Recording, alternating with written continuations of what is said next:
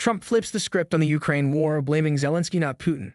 Bill Mahers Report When Russian forces crashed over the borders into Ukraine in 2022, determined to wipe it off the map as an independent state. United States, Russia aid the beleaguered nation and cast its president, Volodymyr Zelensky, as a hero of resistance. 3 years almost to the day later, President Trump is rewriting the history of Russia's invasion of its smaller neighbor. Ukraine in this version is not a victim but a villain. And Mr. Zelensky is not a latter-day Winston Churchill, but a dictator without elections who somehow started the war himself and conned America into helping.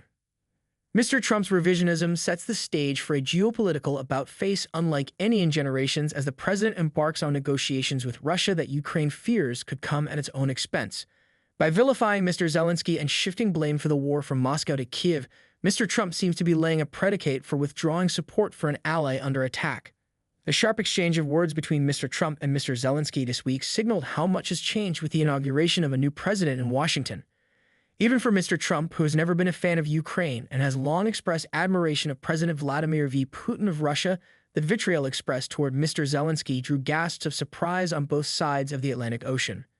A day after falsely declaring that Ukraine started the war, Mr. Trump doubled down on Wednesday with a remarkable broadside against the leader of an ally built on a lie.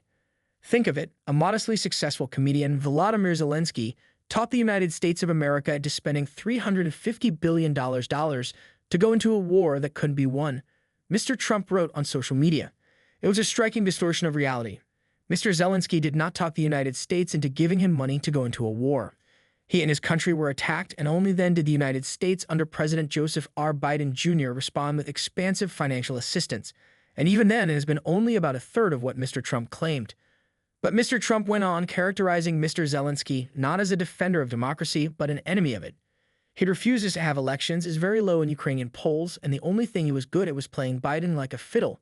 Mr. Trump wrote, "A dictator without elections, Zelensky better move fast or he is not going to have a country left." While Ukraine has suspended elections during the war, Mr. Zelensky was in fact originally elected by a landslide in 2019 in a contest deemed free and fair by the international community. Unlike Mr. Putin, an actual dictator who has stayed in power for a quarter century through elections widely deemed to be farces. And Mr. Zelensky enjoys a 57% approval rating, according to a new poll higher than Mr. Trump's.